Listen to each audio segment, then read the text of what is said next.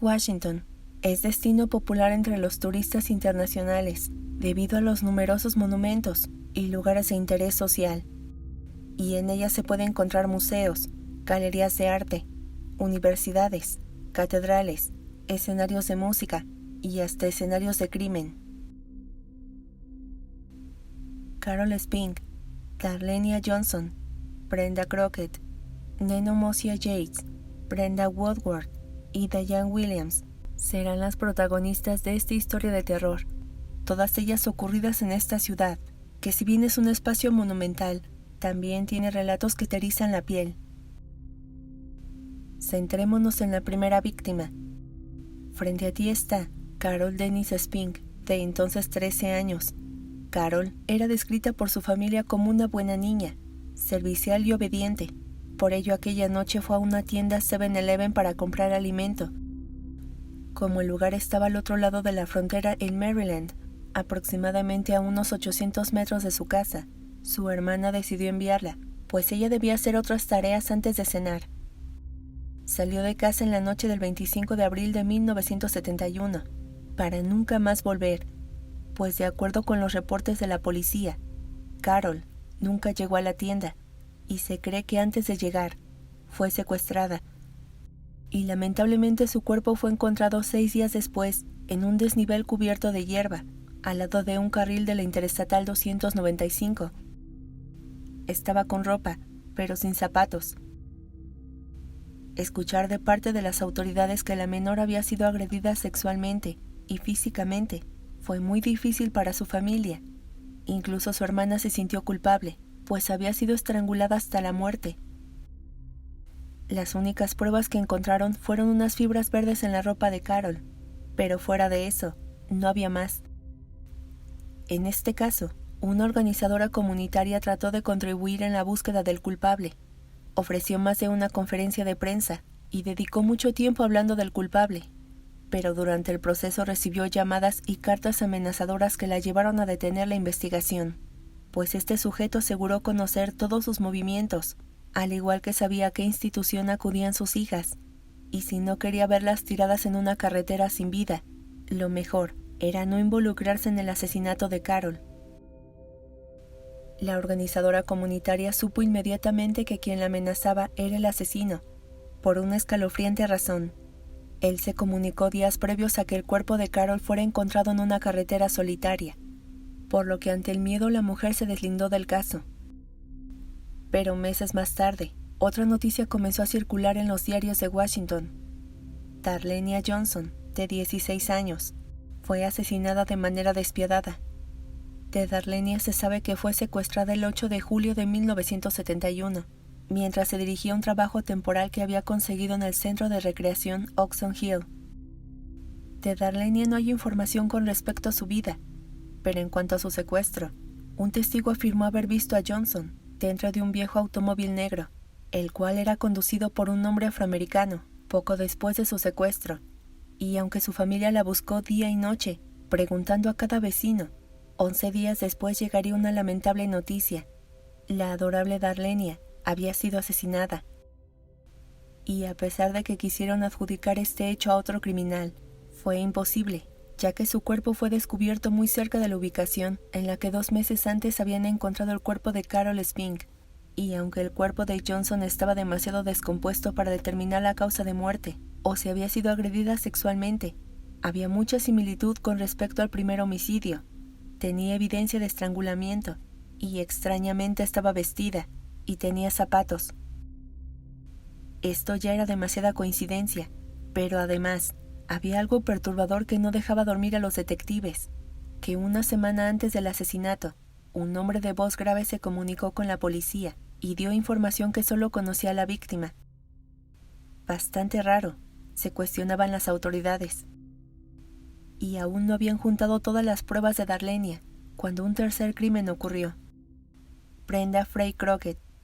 El 27 de julio de 1971, la madre de Brenda Crockett, de 10 años, reportó su desaparición, luego de que ésta no regresara a casa después de realizar unos recados. Los vecinos de Northwest aseguraron que no la vieron salir. Era una buena niña, pero a veces demasiado confiada. así que no dudaron que un aprovechado la hubiera secuestrado. Su madre estaba al borde del llanto y consideraba absurda la operación de búsqueda por parte de la policía, así que junto con su familia salió al vecindario. Pero 3 horas después de su desaparición, el teléfono familiar comenzó a sonar muy insistente, y ante esto, su hermana pequeña de 7 años, que esperaba en su casa a su mamá, levantó la bocina y la puso en su oreja. De pronto, una voz llorosa estaba al otro lado de la línea.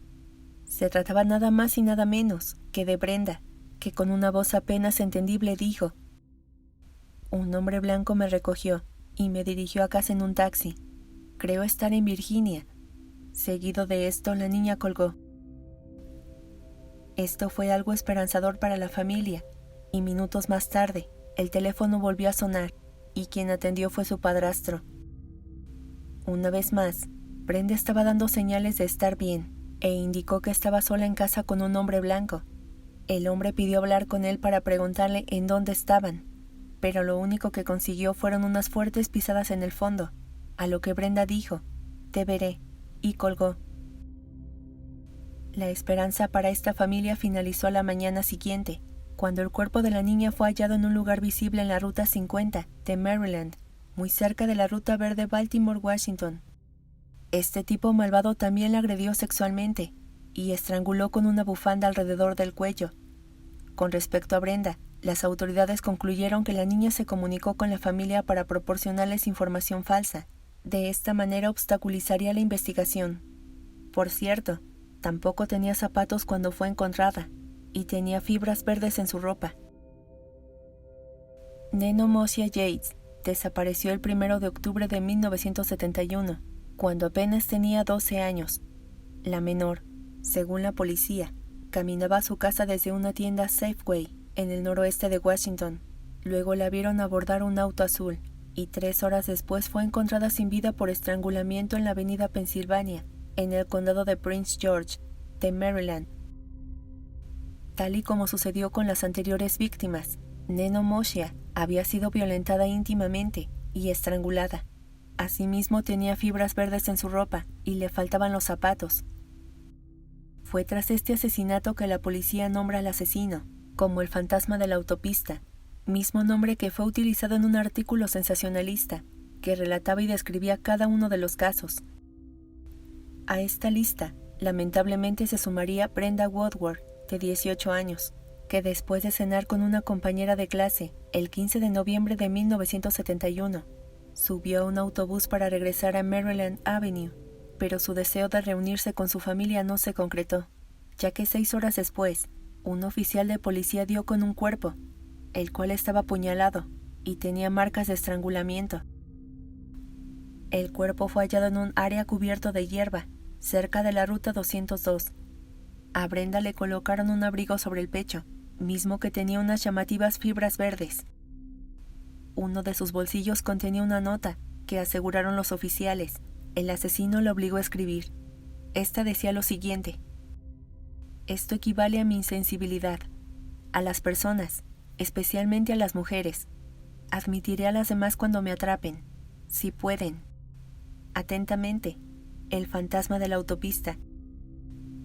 Y por alguna extraña razón, ella sí tenía sus zapatos.